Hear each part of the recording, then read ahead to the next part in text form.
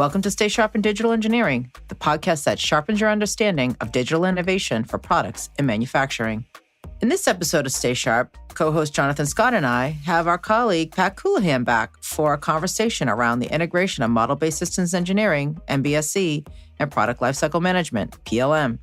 We explore challenges in managing models and data, the role of configuration management, and best practices for successful implementation. With insights from the defense sector, this conversation highlights the need for clear standards, planning, and understanding tool limitations for optimal outcomes. Let's tune in.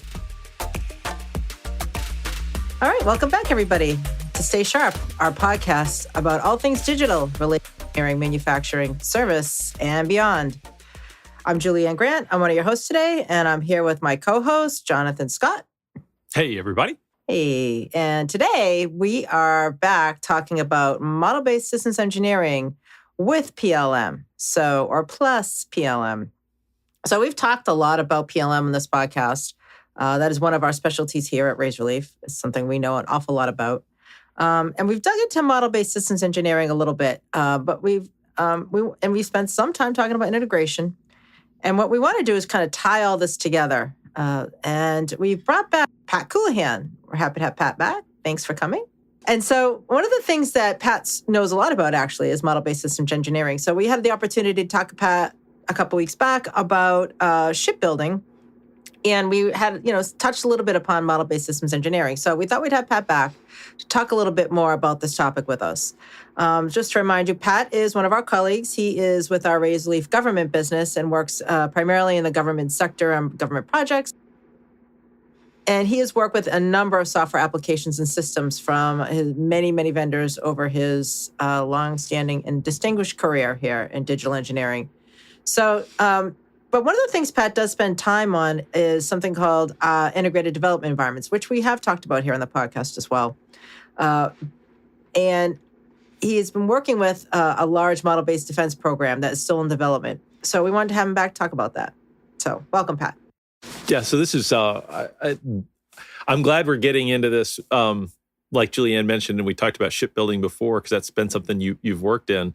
But the work you've been doing lately, right? And you and I did some of this work together early on in some of the early stages of it, relates to more tools, more digital tools, right? And PLM is kind of a backbone of things. But these programs today in the defense space are so model-centric, and model-based systems engineering takes a big role in all of that, right? But now with all these different tools, all these different softwares, there's a lot to tie together, a lot to think about, and that IDE architecture is where you've been spending a lot of time, right? So I think it'll be good to dig into this a little bit, because people can hear about MBSE and get excited about it, but until you start thinking about it in context, you don't realize how complex it is and what you need to consider. So I think there's a lot of good stuff to dig into.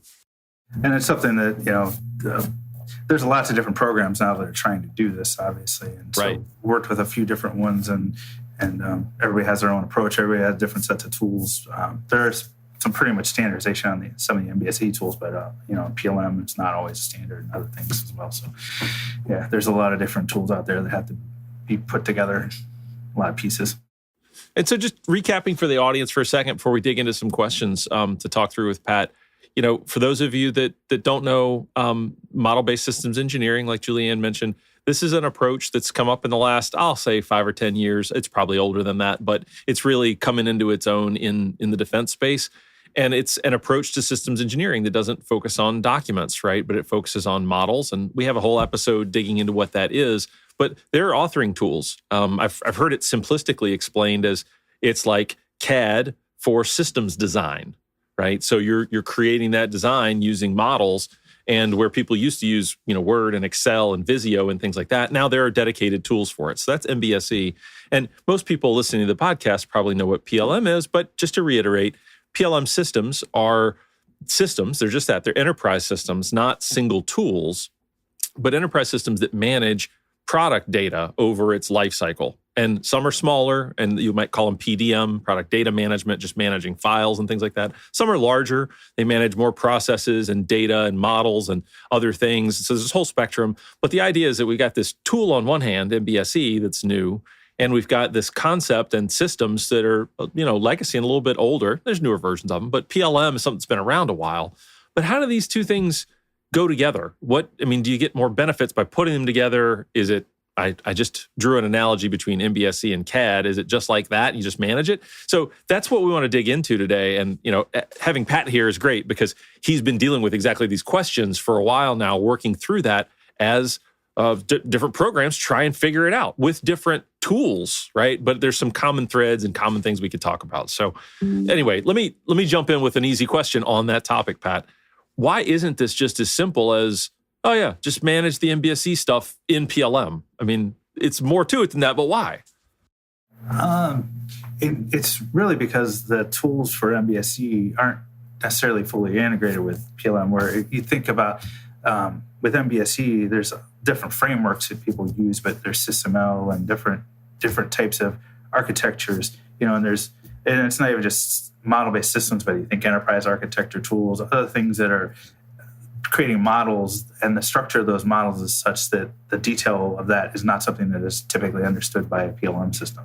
So the PLM might understand how to manage the model, but it doesn't understand that this element inside this model is actually the same as this CAD model that I also have here in PLM, right? So the ties between it can manage the model, but it's necessarily managing all the internals of the model per se, because it doesn't have that level of understanding of the different frameworks and what those objects are in each one of those frameworks. So let me throw an example out there to illustrate your point and see if I've got this right.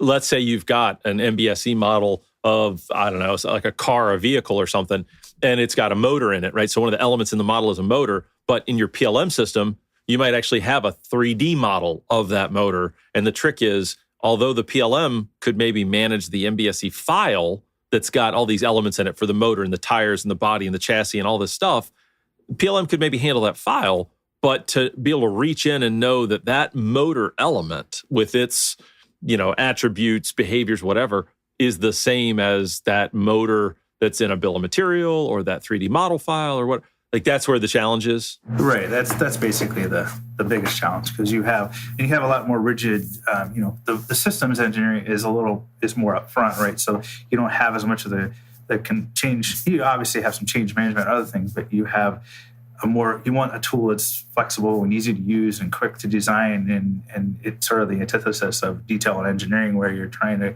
configuration manage every little element of your model, right? So they're different. So that's an interesting point. Yeah, that's a really interesting point. Speed, right? You're with MBSE, because you're working with architecture, you're maybe playing fast and loose with lots of areas at once because you're trying to have that speed.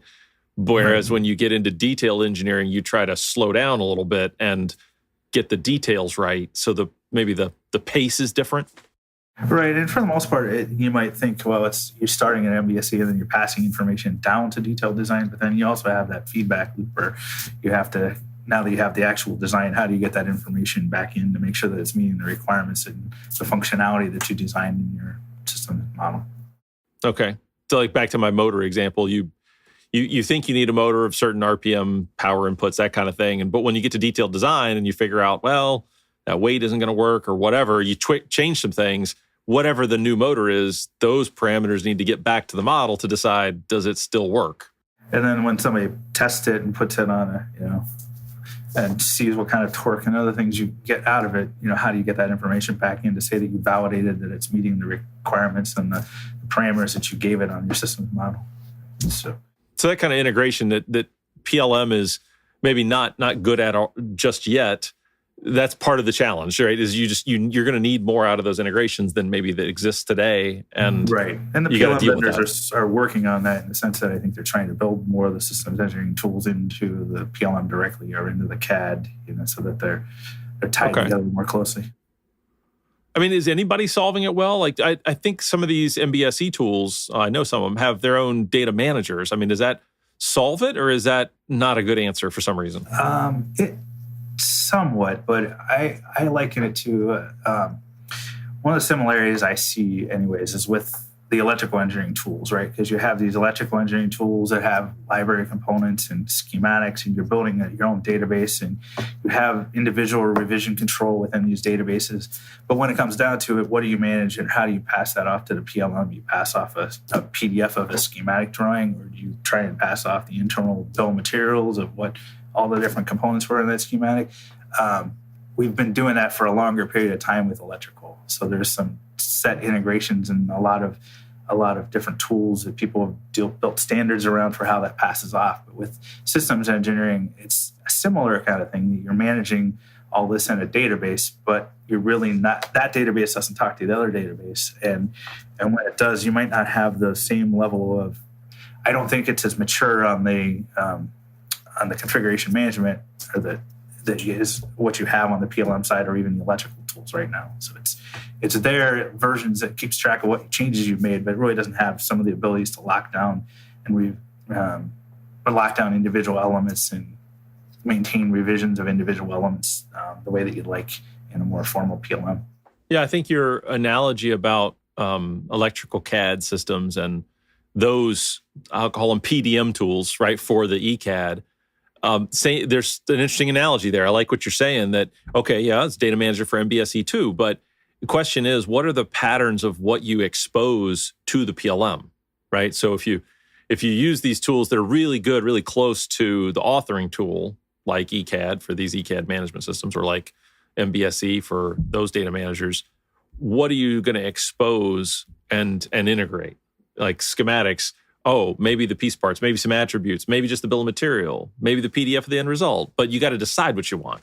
Because you don't have all the internal details, so you really have to think about use cases and say, this is what I need to be able to send this information back. I need to be able to get weight information back into my model, which data has to flow from which direction and which one's the master source for it. And so, the term that they use, the ASOT, what's the authoritative source of truth for any one piece of information that I have, and what's the use cases for how the information flows, and how do I trace it with a digital thread? And so it all ties together, right? It's all part of the same challenge trying to put that together. But use cases is really the only way you can get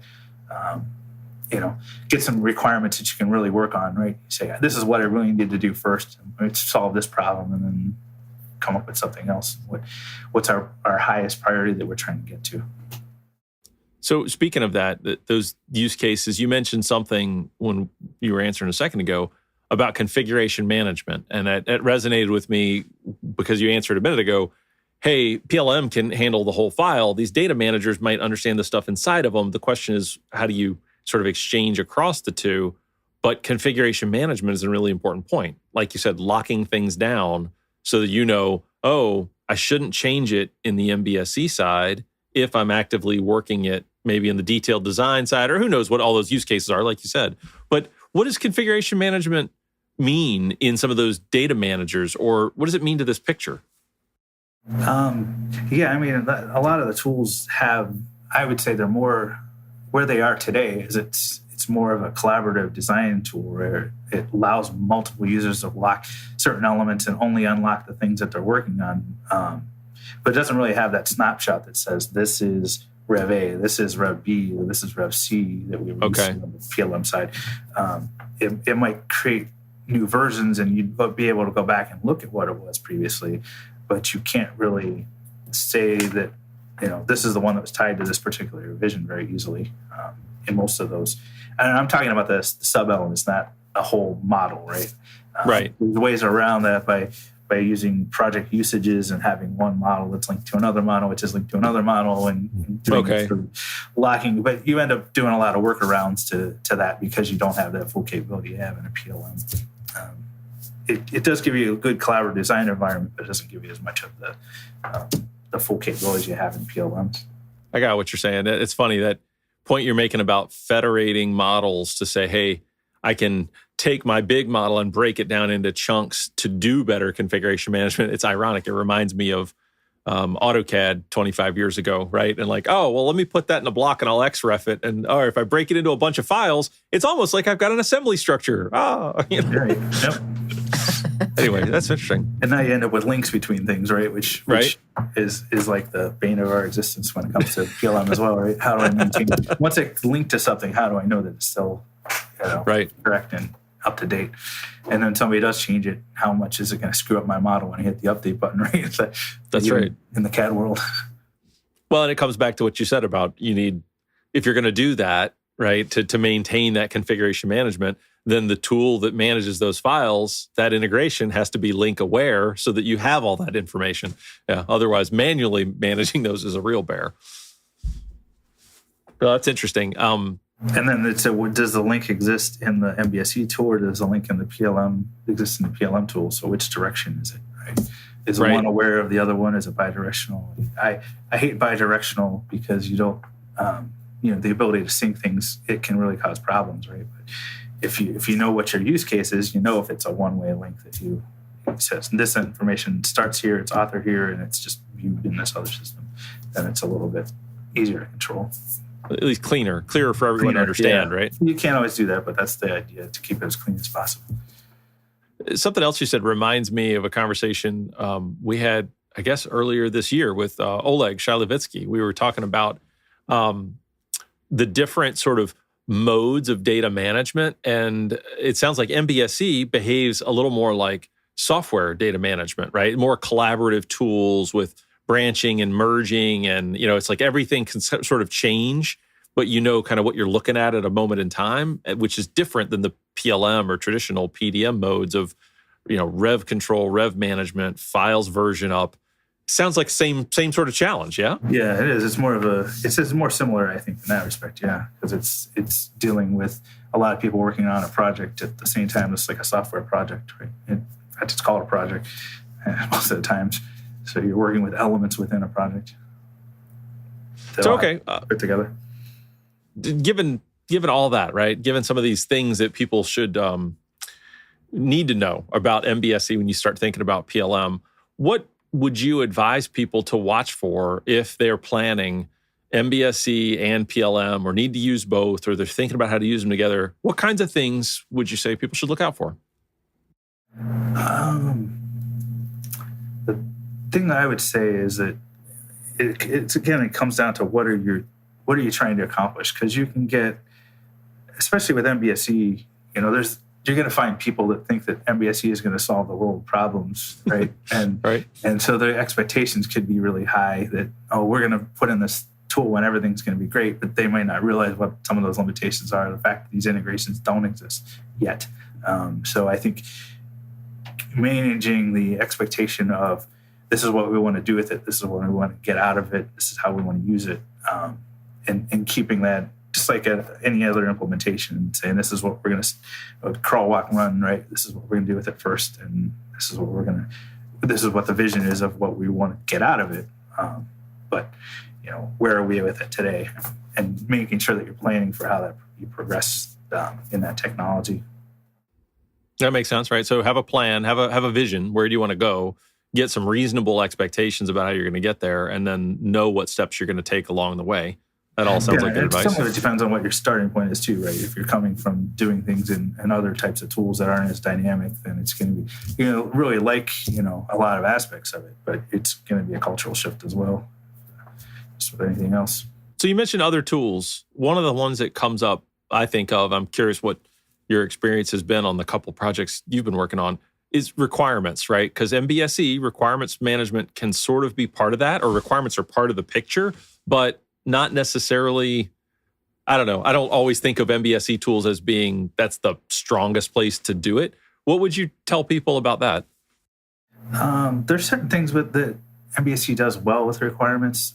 I really like the fact that you can do a lot of the requirements validation and tests, and you can have simulations, and you can have things that pass, fail on requirements, and really checking them in a model that you can't really do in a system like a doors or something that's more of a just listing things out and putting hierarchies on stuff. And, so it's much more dynamic, but again, because you don't really have that configuration management, you still need some other tool besides the MBSE that's managing the configuration of the requirements and the change in those requirements. You can use the tool for the MBSE to really work with the requirements and to make sure that you're capturing all the elements of your model and functional, logical, all those aspects of the design that you need to meet those requirements. You need access to them, obviously, from MBSE. And you can do validation in MBSE, but it really doesn't do the management of them very well from what I've seen. So, yeah, it sounds like there's a sort of good use case for doing different things with requirements in different systems, but making sure it all ties. Right. And obviously, when you're getting to engineering side, you want to have access to requirements as well that you're designing in mechanical CAD or electrical CAD. So having those requirements available to everybody is key. But even from a systems perspective, I think you're dealing with them more from a systems perspective because you're designing at that level where you're trying to meet a lot of different requirements and deriving one requirement from another requirement, deciding you need this block here to do this thing to meet this requirement, right? That's what's happening in the MBSE world. So you really do need a lot of access to that directly. Yeah. So what I hear and what I saw at some of the work we did together on some of these projects is you end up with a lot of questions about, well, where should those things live? What should that ASOT be, that authoritative source of truth on requirements? And because where does it get used and how do you trace it? And I mean, anything there that you would share with people? Because I feel like that's a tricky area to think about. It is, but again, it sort of depends on how far along you are in development as well, too, because obviously when you're in the MBSE world and the upfront side of things and things are more dynamic and things are changing, that's when you're not going to have as much lockdown. When you get down to that detailed area, that's where you want those requirements in your PLM system so that your engineers can see what they need on the lower level types of requirements on individual components and systems and things, right? When they're detailing that out. So it can change. I mean, obviously you need to have a plan for that and say this is where it's going to be this is the source of truth as of now of what those requirements are going to be. So you brought up something that I want to take it down a little bit of a rabbit hole on about that change and the pace of change and when it adjusts during the process of detailed design, that kind of thing. What about change management? That sounds like a tricky topic when you think about MBSE and maybe its own data manager requirements, perhaps in the PLM or its own requirements management system and PLM, and put all that together and you think about how do you do an engineering change. Any advice for people or insight that you want to share there?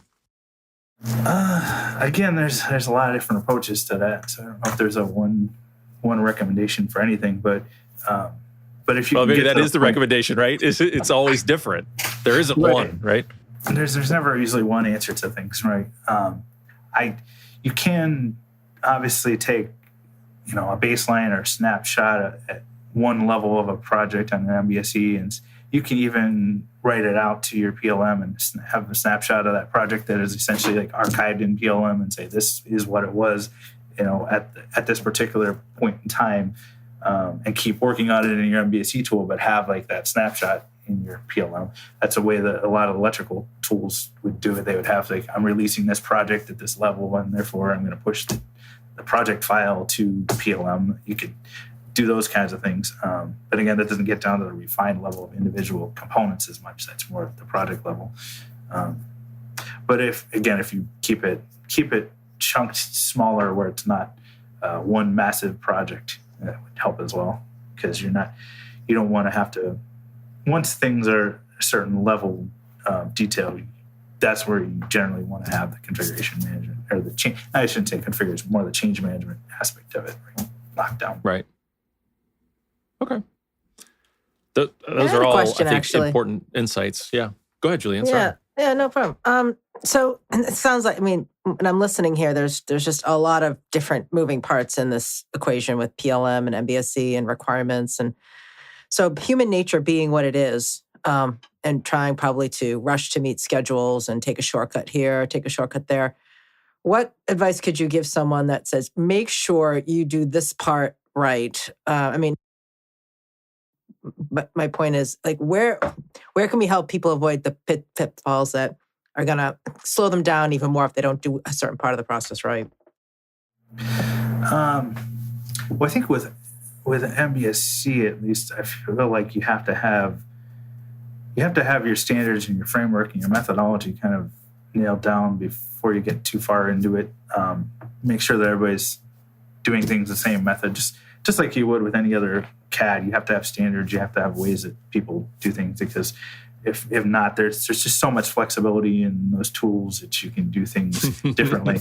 So just setting up that process on how you want to do things, at least notionally. Obviously, things change over time, but having having standards in place on how you want to do that and how you want to reference other models, because it's just like, if you start creating a project structure and you have this model referencing that model, you get these spaghetti full of links everywhere, right, that you don't want. So it just takes a little bit of rigidity and pre-planning, and maybe you don't do things as loose as you might the first time around. Of course, that's easy to say until you have schedule, and then everybody just goes for what they go for, right, and does it the way they need to get done. And then you end up cleaning it up later, right? So there's always that approach as well. If you can plan this stuff out, and that's great, but that doesn't always happen. And luckily, I guess a lot of the projects that I work on tend to be very long timelines, so they do have certain phases to them. Versus if you have to really get something done, and you're going to do a couple the wrong way the first few times, and then you're going to refine your methodology as you go. Yeah, that sounds like really good advice, right? Which is plan to get it wrong the first time or two and iterate.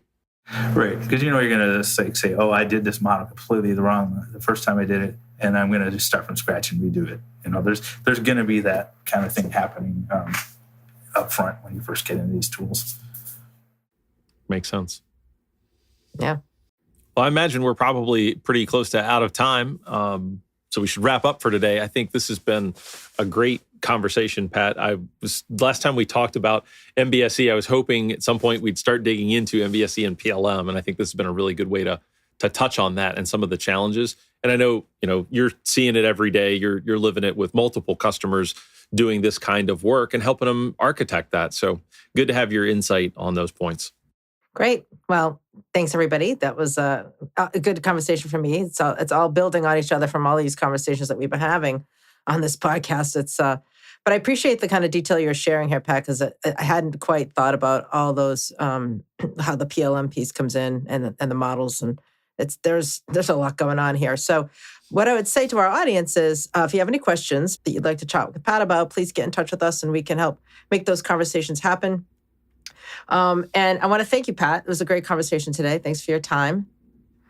And as always, we want to make sure that if you have any suggestions for future topics for us, please submit those to us. And make sure to give a like to our podcast if you're listening to it and you like what you're hearing. We are on all major podcast platforms, so give us a shout, and on YouTube. So with that, if we're all set, we will close off this episode of Stay Sharp, and have a good day, everybody. Thanks. Thanks, everybody. Thanks for being here and listening to this episode of Stay Sharp with Razorleaf. If you like this podcast, please be sure to hit the like button or subscribe to our podcast on your favorite podcast platform, or check us out on YouTube. If you have any questions or want to leave a comment on our post, please do, or send us an email to podcast@razorleaf.com. We'd love to hear from you. Until next time, stay sharp.